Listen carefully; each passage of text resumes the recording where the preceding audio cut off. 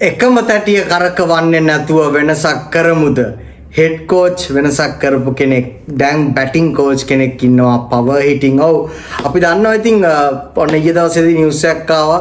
තවත් ක්‍රීඩකයන් 5 දෙනෙක් අපි ඇඩ් කරලා තියෙනවා කියලා. මේ අපි 22 men preliminary squad එකක් අපි දන්නවා. අපි පාකිස්තානයේදී ට්‍රයි සීරීස් එක ක්‍රීඩා කරන්න ඉන්නවා. පාකිස්තානය, ඇෆ්ගනිස්තානය සහ ශ්‍රී ලංකාව. ඉතින් වෙන්න මේ ට්‍රයි සීරීස් එකට අපි 20 දෙනෙක් නම් කරලා තිනවා කියලා තමයි කියවෙන්නේ ප්‍රීමියර් ලීග් ස්ක්වොඩ් එකක්. එතකොට ආසියානු කුසලානේ ක්‍රීඩා කරපු ක්‍රීඩකයන්ට අමතරව තවත් ක්‍රීඩකයන් 5 දෙනෙක් ඔන්න ගෙනත් තියෙනවා. ඒ ස්ක්වොඩ් එකට අමතරව තවත් ක්‍රීඩකයන් 5 දෙනෙක්ව.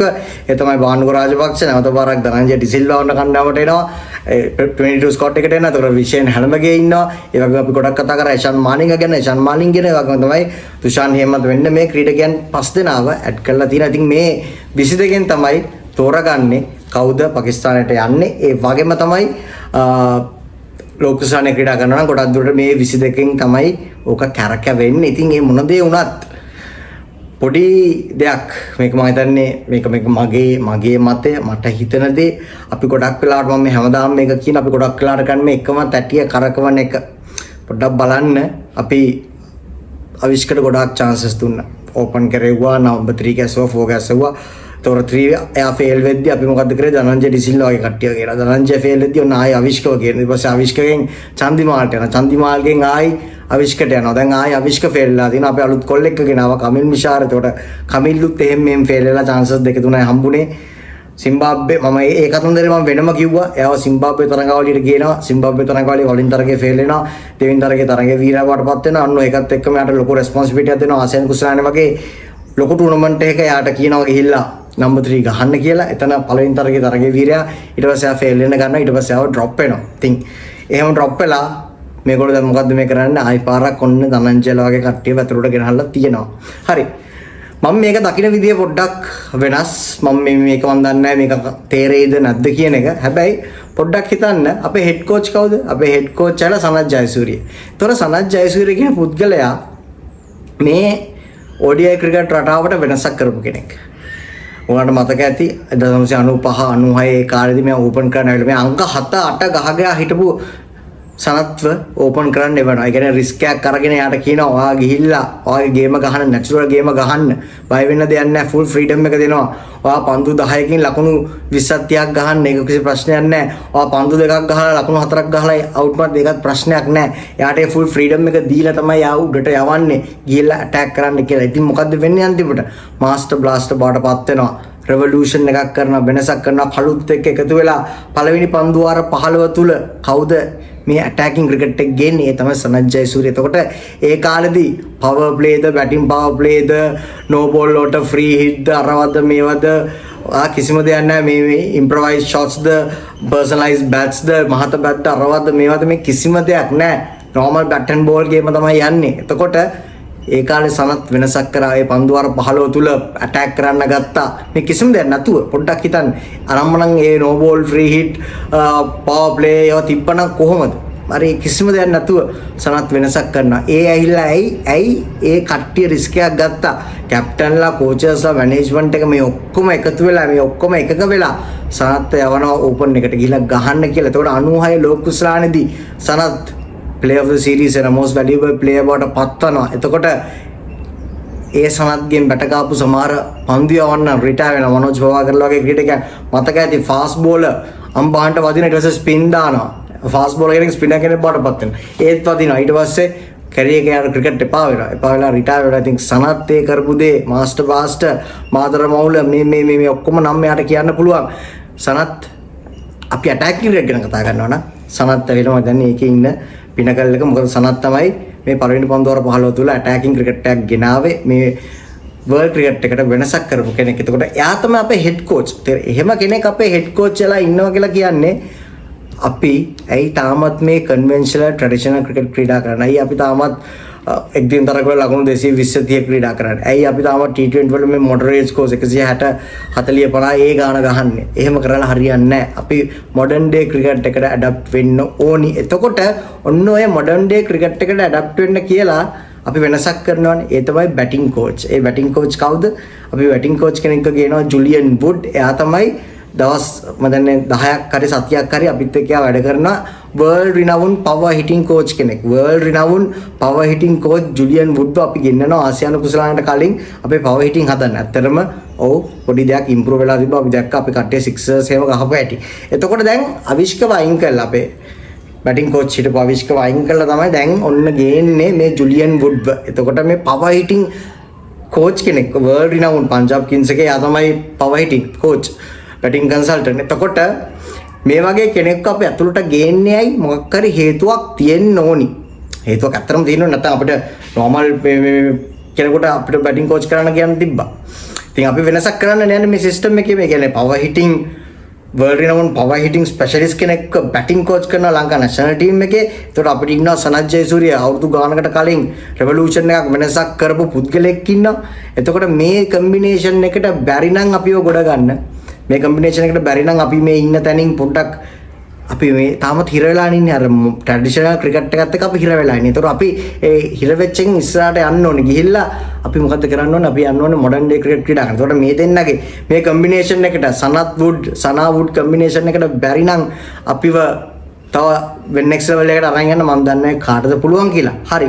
එතකොට අපි එහෙම කරලා තියෙද්දි දැන් අපි මේ squad එකට Premier League squad එකට අපි ගේනවා ආයි පාර ධනංජය ඩිසිල්වාව. ඒතකොට විශේෂ හැල්බගේවත් ඔන්න අපි ගේනවා. තරුණ කොල්ලනේ විශේෂ හැල්බගේ. ඒතකොට පොඩි එකා අවුරුදු තව 20යි. එතකොට ධනංජය ඩිසිල්වා කියලා කියන අපි try out කරලා test කරලා fail වෙච්ච ක්‍රීඩකයෙක්. කියන්නේ මම මේ ධනංජයට කිසිම වැරද්දක් කියනව නෙමෙයි. මොකද ධනංජය පාවිච්චි කරන විදිහත් අපි ඒ කාලේ කිව්වා ධනංජය වගේ ක්‍රීඩකයෙක් T20 ගහනවා නම් එයා උඩින් ගහන්න ඕනේ. අඩුම ගන්න ඕපන් වත් ඒ කාලේ කරන්න තිබ්බා. ඔය වන් ඩේ වලත් අපි ඔක කතා කරා. එතකොට මේක මේ ධනංජය බලෙන් ටීම් එක ඇතුළට එන එකක් නෙමෙයි නේද? ඒක සිලෙක්ටර්ස් අර තේරිලානේ ආව ගේන්නේ. එතකොට අපි මේ try out කරපු එකම ක්‍රීඩකයෙක් ඔය එකම තැටියට කරකෙන්නේ. එහෙම නැතුව මම හිතන්නේ මම ඔය වුණ කියන්න වගේ වීඩියෝස් වල ගොඩාක් කියලා ඇති. ඔන්න ආයෙ පාරක් ධනංජය කණ්ඩායමට ගෙනේ කියලා. ඉතින් කිව්වා වගේ මේක වෙලා තියෙනවානේ. එහෙම නැතුව හරි ඇයි අපිට බැරි රිස්ක් එකක් ගන්න? ඇයි අපිට බැරි රිස්ක් එකක් ගන්න? ඇයි අපිට බැරි හරි දැන් තාම ස්කොඩ් එක කන්ෆර්ම් නැහැ. 15ක් හරි 16ක් හරි 17ක් කරන ස්කොඩ් එක යන්නේ. ඔය ස්කොඩ් එකට ඉන්ක්ලූඩ් කරනවා විශේෂ හැලබගේ. ඉන්ක්ලූඩ් කළා ආව ප්ලේන් 11 එකකට ඉන්ක්ලූඩ් කරනවා.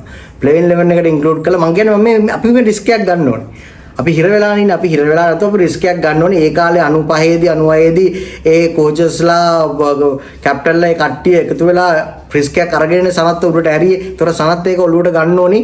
මටත් මෙහෙම කරා නම් මටත් පුළුවන් තව රිස්ක් එකක් අරගෙන මේ වගේ ක්‍රීඩකෙක් එක එතෙන්ට දාන්න. ඉතින් විශේෂයෙන්ම අංක 3ට දාලා මම හිතන්නේ එයාට එයාගේ normal game full freedom එක මම හිතන්නේ open එක නම් කඩයි කියලා.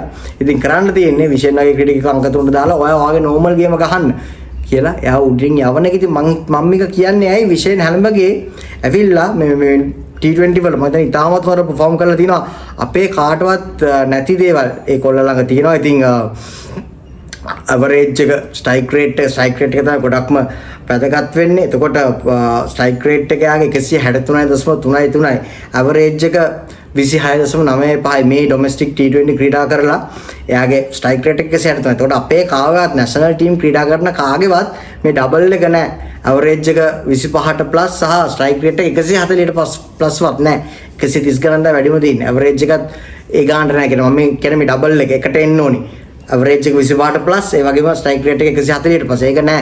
එතකොට ඒක තියෙන්නේ විශේෂ හැල්මගේට විතරයි. හැබැයි domestic cricket වලදී අපි දන්නවා major league ඒ tournament එකේ වැඩිම ලකුණු ලැබිය වෙනවා. lead තියලා ගහන්නේ ලකුණු 100 ගණන් 200 ගණන් lead තියලා ගහන්නේ. ඉතින් ඒ වගේ ක්‍රීඩකයෙක් මේ form එකේ ඉන්නවා. එතකොට යාව සිම්බාබ්වේ series එකට දානවා. සිම්බාබ්වේ series එකට දාලා හැබැයි එයාට අවස්ථාවක් හම්බ වෙන්නේ නැහැ. අවස්ථාවක් දෙන්නේ නැහැ. සිම්බාබ්වේ වගේ රටක් එක්කවත් එයාට ක්‍රීඩා කරන්න අවස්ථාවක් හම්බ වෙන්නේ නැහැ. එතකොට අපි දැන් ෆේල් වෙලා තියෙන අපිට තාම ඔය පොසිෂන් එක අවුලක් තියෙනවා. ඉතින් අපි දැන් මොකද්ද කරන්න ඕනේ? මට හිතන විදිහට අපිට nothing to lose risk එකක් ගන්න ඕනේ. ඉස්සර risk එකක් වගේම ගන්න ඕනේ.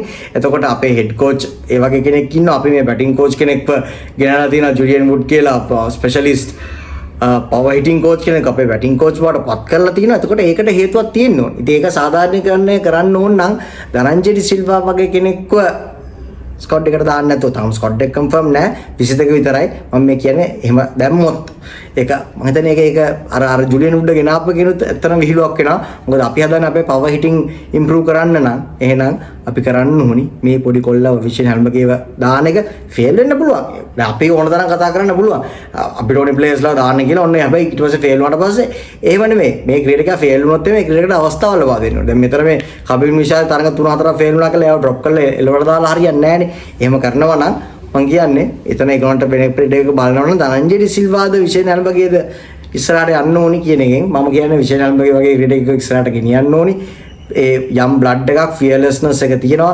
ස්ටැට්ස් උත් හොඳයි ස්ට්‍රයික් රේට් 160ක් තියෙනවා ඉතින් හදලා ගන්න පුළුවන් අර වගේ කෝච් කෙනෙක්ට පවර් හිටින් කෝච් කෙනෙක්ට ඔල්රෙඩි පවර් එකක් තියෙන පවර් හිටර් කෙනෙක්ව සෙට් වුණාම මම හිතන්නේ ආව හදලා ගන්න ලේස්තියි ඉතින් අර ජුලියන් වුඩ් ගෙනාව එකට සාධාරණීකරණය කරන්නත් මම හිතන්නේ විෂන් හැල්මගේ වගේ ක්‍රීඩකෙක්ව අනිවාර්යයෙන් පාකිස්තානට යවන්න ඕනේ යවලා ප්ලේයින් 11 එකට යව දාන්න ඕනේ දාලා තමන්ගේ නැචරල් ගේම ගහපන් කියලා කියන්න ඕනේ සනත් මතක් කරගන්න ඕනේ එයා හිටපු විදිය එයාව අංග 7-8ක හත්සවද්දි රිස්ක් එකක් අරගෙන 95 දී ඒකේ මැනේජ්මන්ට් එක කෝචස්ලා කැප්ටන්ලා කට්ටිය කරපු දෙයින් තමයි එයාව බිහි වුනේ.